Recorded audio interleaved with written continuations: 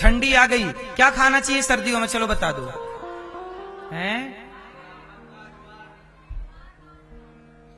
इन सर्दियों में बाजरा ज्वार तो ठीक है, तिल खाना चाहिए। इसलिए मकर संक्रांति को हमारे यहाँ तिल के लड्डू बनते हैं। सर्दियां मतलब तिल। तिल में क्या होता है, सर्दियों में धूप कम होती है, तो धूप कम होती है तो शरीर में विटामिन डी की कमी हो जाती है, कैल्शियम कम हो जाता है, हड्डियां कमजोर होती हैं, इसलिए तिल खाना चाहिए। तिल सबसे अधिक हड्डी को मजबूत करने वाला पदार्थ है, कैल्शियम से भरपूर है। बोलो हाँ। ये तुम्हारे बाप दादों ने हजारों साल पहले बना दिया परंपरा, लेकिन तुम्हें कुछ नहीं पता। तुम्हें खाना पिज्जा बर्गर ही है, बासी रोटी। बोलो हाँ। तिल खाओ, एक लड्डू रोज खाओ तिल का, गुड़ वाला। गुड़ भी अच्छा होता है, शक्कर वाला नहीं, शक्कर ठीक नहीं होती। मिश्री खाओ। तो ये पहले के लोग बहुत साइंटिफिक थे। सर्दियां आ गई, अब देसी घी आप पिया करो 1 गिलास रोज। नहीं पी पाओगे, 4 चम्मच नहीं पी पाओगे। क्यों नहीं पी पाओगे? हिम्मत नहीं, काम नहीं करते ना आप लोग। घी पीने वाले को काम चाहिए। क्या चाहिए? काम। अब आप के पास कोई काम नहीं है, काम नहीं है, इसलिए आप, भगवान बोले अब काम ही नहीं है तो आ जाओ वापस, आओ काम करो। तो भगवान, पहले के डोकरियां 90 साल जीती थी। बोलो हाँ। और 6-6, 12-12 बच्चे पैदा करती थी। और क्या मजाल के कमर में दर्द हो जाए, और सारी डिलीवरियां नॉर्मल।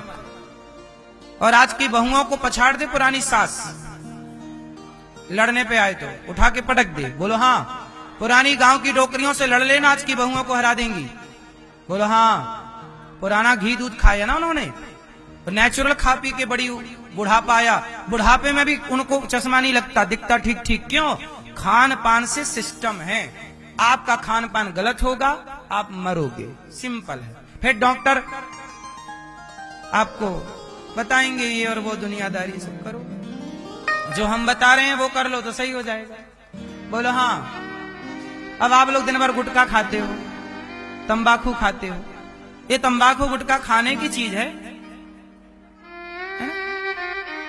तंबाकू काहे खाते हो भाई साहब? अनार का दाना खाओ, अनार का दाना खाओ, अनार खाओ, केला खाओ, बादाम खाओ, किशमिश खाओ, छोहरा खाओ, खाने की चीज खाओ। खाने तक का ज्ञान नहीं है लोगों को, क्या क्या बताएं। भरत जी राजा रहुगण को उपदेश करते हैं तो मानव शरीर मिला है मोक्ष पाने के लिए। आप गलत कर्म करोगे तो आपको 84 लाख में जाना पड़ेगा, और यमराज जी आपके पाप अलग पुण्य अलग करेंगे। पापों का फल मिलेगा, पुण्य का फल मिलेगा, यही भोगना है सबको। कुत्ता बन के, बिल्ली बन के जो भोग रहे हैं, 84 का चक्कर भोग रहे हैं। इसलिए कहता हूं कि जगत से प्यार ना करना। वो दयालु बड़े हैं भैया, भगवान जितना दयालु सा धरती पे कोई नहीं। माँ बहुत दयालु है। क्यों? माँ के अंदर दया है कि नहीं, करुणा है? मैया आप बता, आपके अंदर दया है? सोचो, आपके अंदर इतनी दया है तो आपके अंदर दया भरने वाले भगवान पर कितनी दया होगी, जिसने आपको ये दया दी है।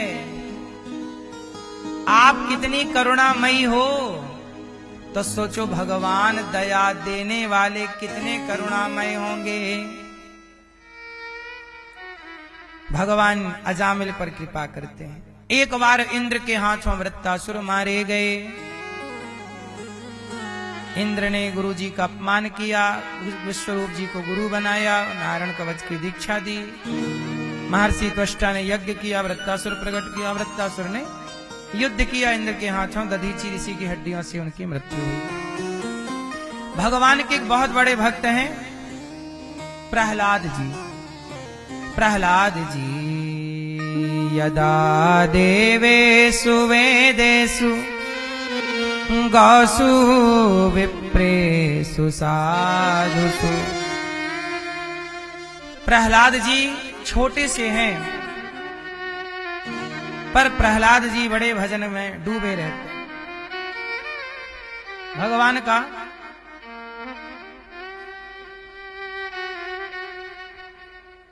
भगवान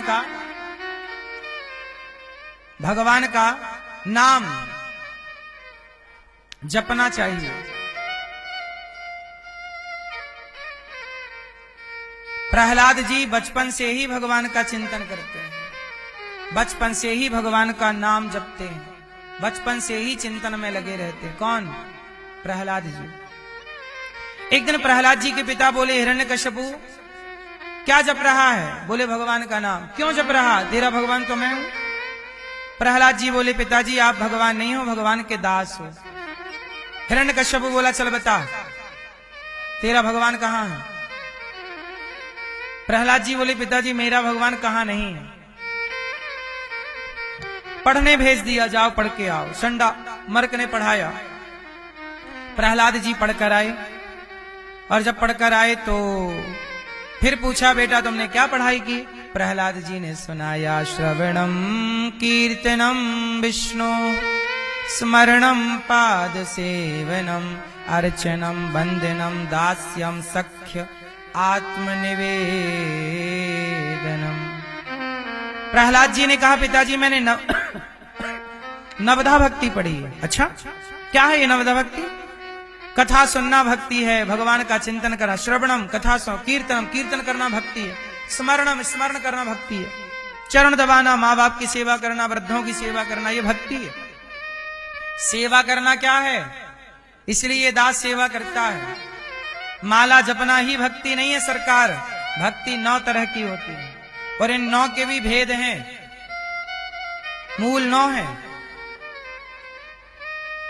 भक्ति कितने तरह की होती है? 9। श्रवणम कथा सुन रहे हैं आप, ये भी तो भक्ति है।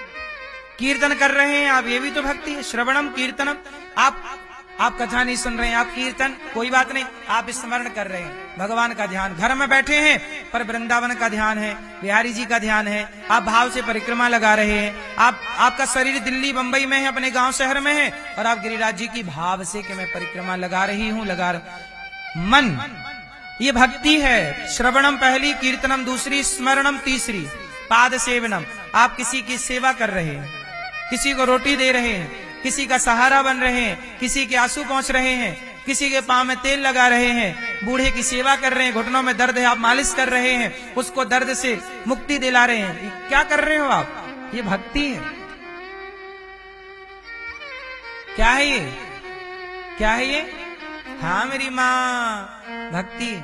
इसलिए दास अनिरुद्ध कहता है कि सेवा किया करो, अन्नदान किया करो। आप सब सहयोग करते हो तो गौरी गोपाल आश्रम में वृद्ध माओं के लिए रोटी बनती है। हजारों 311 वृद्ध माँ यहाँ रहती हैं, हजारों साधु संतों को भरपेट भोजन मिलता है। ये अन्नदान नहीं, सेवा नहीं। सेवा नहीं तो क्या है? रोटी देना सेवा नहीं है, पांव दबाना सेवा है, तो रोटी देना भी सेवा ही भक्ति है। समझो, भक्ति 9 तरह की है। कथा सुनना, कीर्तन करना, स्मरण करना, पाद सेवना, मतलब सेवा करो, दीन दुखियों की सेवा। ये दास वही करता है, सेवा जितनी हो पड़ती है। हजारों संत भोजन, आप देखो रसोई चल रही है, सेवा हुई, सबको भोजन मिल रहा। क्या है ये? सेवा मिलती है, मैं छोड़ता नहीं हूं। अभी पूज्य बागेश्वर जी ने दिल्ली से वृंदावन यात्रा निकाली तो मुझे भी मौका मिल गया सेवा करने का। क्या सेवा की? कहा जितने पदयात्री होंगे सबको भोजन की सेवा ये दास अनिरुद्ध करेगा। गौरी गोपाल हुआ। सेवा करना ढूंढ लो, मौका मिले कर लो। सेवा करना भगवान को बड़ा प्रभावित करता है, रीझते हैं वो इस सेवा से। अच्छा एक बात बताओ, तुम्हारा बेटा तुम्हारी बहुत सेवा करे, तुम्हारे माना कि 3 बेटे हैं या 4 बेटे हैं, और 4 में कोई एक बेटा तुम्हारी बहुत सेवा करे, निस्वार्थ, कोई ले कुछ ना चाहे कुछ ना, और तुम्हारा बहुत ख्याल रखे, अपने आप तुम्हारा समर्पण उसकी तरफ हो जाएगा कि नहीं? भले तुम्हारे 4 बेटे हैं पर जो सेवा करेगा तुम्हारा समर्पण, यदि भक्त का समर्पण सेवा के द्वारा भगवान की ओर है तो भगवान भी समर्पित हो जाते हैं उस भक्त की ओर। अब तुझे बोल क्या चाहिए, तू कर, भगवान और देते हैं, तू करता चल, मैं देता चल। गंगा सबको पानी पिलाती चलती है तो हिमालय गंगा को देता चलते, ले तू सबको दे रही है, ले। कुआं सबको पानी देता है तो कुएं में जितने भी स्रोत होते हैं, स्रोत कुएं को पानी भरते रहते हैं। स्रोत मतलब उसकी शाखाएं पानी की, स्रोत बोलो हाँ।